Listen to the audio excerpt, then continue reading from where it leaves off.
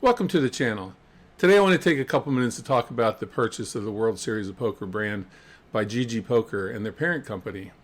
The deal went through a few weeks ago, and it consisted of GGPoker paying Caesars Entertainment $250 million in cash and a promissory note for another $250 million in like 5 years.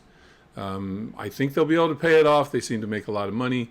They should be. But there's a lot to go over here. There's a lot of issues for players to consider. There's issues for GGPoker and for Caesars to consider. And it's also worth commenting on, what does this mean for the World Series brand? Does it add prestige? Does it take away prestige? And, where are we now as far as the prestige level of the World Series of Poker? Let's go back in the time machine to 1970. That was the start of the World Series of Poker. The first year of the World Series, they didn't have a main event champion. They had several tournaments, mostly sit and goes, and Johnny Moss was voted the all-around best player. So you could consider him that he won that series overall.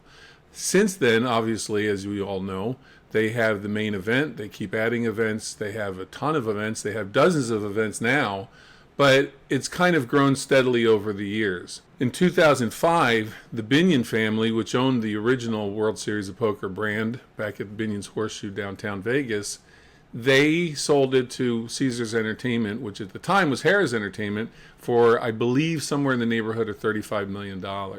So selling it to GGPoker for Caesars at $500 million is a really good deal. Plus, in addition to the sale, Caesars gets to run the tournament for the next 20 years.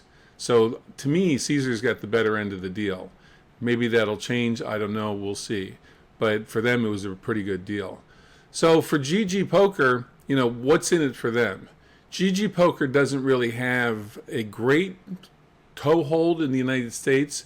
They're a global company. They do have a substantial presence in a lot of countries.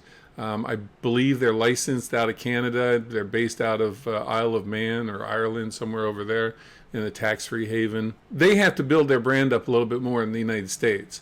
Many poker players, most poker players that are serious about the game, they know who GGPoker is. They know who the players in the company are. They know, for example, that Daniel Negreanu is the brand ambassador for them, so he brings a lot to the table as far as name recognition for the brand, that kind of thing. So people know who GGPoker is. But as far as actually operating in the United States, they don't have much of a presence. In states like here in California, it's a tougher road to hoe. And the reason is, we had a referendum here a couple years ago. And in that referendum, it was, should online poker be made legal? And it was fought with millions of dollars of donations and contributions to the anti-referendum by the Native American tribes. These are the same Native American tribes that tell you that, please come to our casinos. You can bring your 401, you can bring your mortgage payment, whatever. Please come and gamble at our casinos. But as soon as it turns to online, suddenly they're talking about how it's an epidemic. And, if you gamble online, you're ruining yourself, you're ruining your family, you're doing all these horrible things. But come to our casinos. So the hypocrisy was just over the top. But it was, for them, they felt it was a legitimate hypocrisy because they don't want people using their money at home. They want people to go into the casinos. That's a major sticking point with me. I helped lobby for online poker back in the 2000s with the Poker Player Alliance. And I see this kind of stuff, and I think it's just more of the same bullshit. When Sheldon Adelson was alive, he donated to a lot of Congress people, mostly Republicans, and one of his stipulations was that they had to be against online gaming. We don't have online gaming at the national level. There's a handful of states that have adopted it. So for GGPoker, you have to ask, okay, was this move to buy the World Series brand an effort on their part to kind of get them more into the live table gaming arena? Are we going to see WSOP branded poker rooms in places like Texas? Is that where we're headed with GGPoker taking over the World Series brand? And if so, that's not necessarily a bad thing. If we can expand poker into more places, live poker, I think that's a good thing. So I think we can do that. But for the players and the World Series, there's a lot of questions that need to be answered. With Caesars running the series for the next 20 years, what does that exactly mean? Does it mean that they're just providing the ballrooms for the tournament play? They're providing the dealers. Are they providing the tournament directors? Does GGPoker provide the tournament directors, or do they have veto power over anything Caesars does? Those are a lot of questions that I think players have legitimate reason to get answered. What is the rate going to be? What are the payouts going to be? Are those going to be kind of set, at the beginning of the tournament, what the percentage of payouts is going to be? Or is it going to be kind of willy-nilly? Because the last few years of payouts, particularly in the main event, a lot of players thought it was just kind of willy-nilly, that they changed the, they changed the percentage of the payout and that kind of thing, and people just didn't like it. Some people were fine with it because they want to see more people paid. But at the top end, they, why did they make the winner receive what they did versus the rest of the final table, for example? So that's one thing. The other thing, and I think this is kind of really important, is that this move to GGPoker represents a generational change for poker itself. When I started playing, and most of the people my age were all, boomers, we didn't have any solvers. We didn't have any of that kind of stuff. You just sat at the table and you played. Whatever you had in your brain to get you by worked. What you learned before you sat down at the table was usually through books.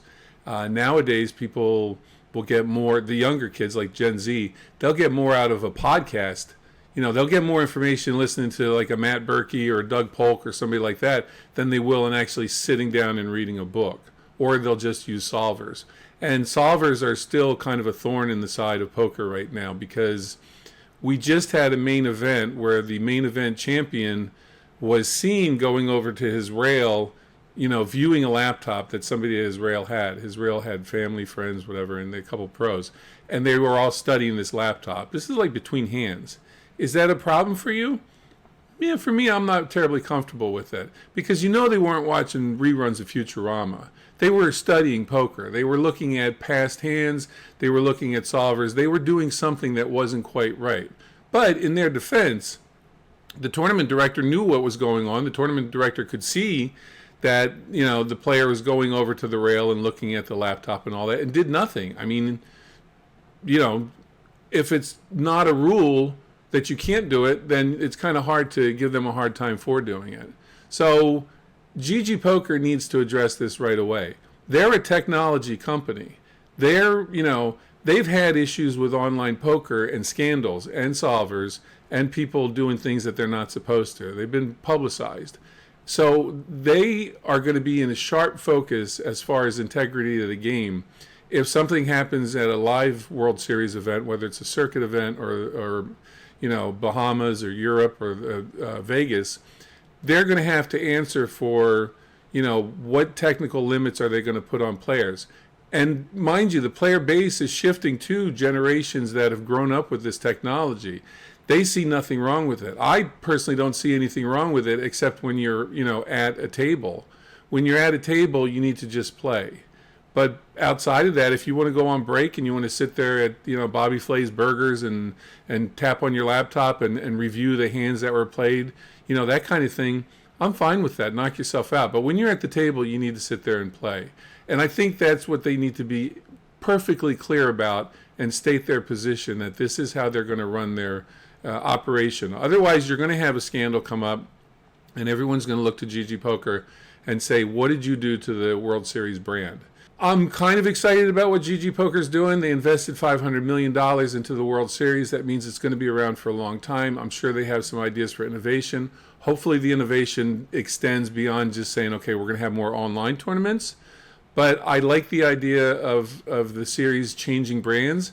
I think it's a good idea that Caesars is going to run it for the next 20 years. After that, MGM or whoever else can bid for it. Or GGPoker may have the infrastructure in place that they can just run it themselves, like rent out the convention center or something. But I think it's a good thing that it's going on. It'll be interesting to see what happens with it. I'm curious about your comments. I always enjoy reading your comments. So let me know what you think. Do you think this is a nothing burger? It's just, it's going to be the same brand, same name, same thing that it's been, forever? Or is it going to expand into different areas and things that we should get excited about? So let me know in the comments. If you like the video, click like, thumbs up, all that stuff. Subscribe if you haven't already, and I'll catch you on the next one.